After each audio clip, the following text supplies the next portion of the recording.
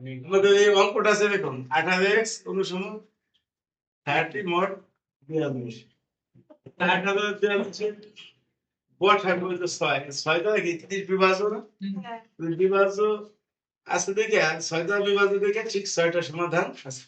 আর যদি এই 6 দ্বারা বিভাজ্য না হতো তাহলে যদি এটা 32 হতো তাহলে তো 6 দ্বারা বিভাজ্য হতো বা 28 হতো 29 হতো। তখন আমি এই অনুসমানটার সমাধান বিভাজ্য না আগে বলতাম এই অনুসমানটার কোনো সমাধান নাই। কথা বুঝছো? আর বিভাজ্য হইলে যতগুলো বিভাজ্য হয়েছে ঠিক ততগুলো সমাধান থাকবে। তো 6টা সমাধান আছে এটা আমরা প্রথম চেক করে নেবো। এরপরে এখান থেকে তো বসছো 6 দিয়ে ভাগ করছি এটা অনেক সময় এটা জানে না তখন এটা কিন্তু বুঝতে হবে। বুঝছো বিষয়টা? এখন আমার এখানে 3 দিয়ে কাটার জন্য এই কোনো সমাধান পাওয়া আছে এটা যোগ করে যাবে বিয়োগ করা যাবে। হ্যাঁ এটা যোগ করছি এসে বাদ এটা 3 দিয়ে কাটছি 3 থেকে বাদ। তাহলে নেক্সট থেকে তো আদি সমাধান কত আছে? আদি সমাধানটা হলো x নট সমান 12 মানে সূত্র হলো x naught plus b by v এরকম সূত্র আছে। তো সূত্র আমরা খাটাইতে ডাইরেক্ট মান বসাই দিছি। কথা বুঝছো?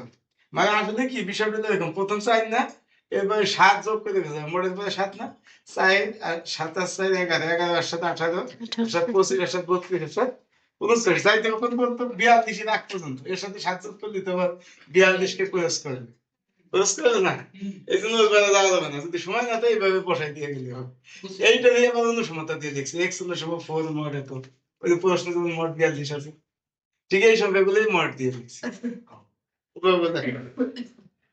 কথা বলে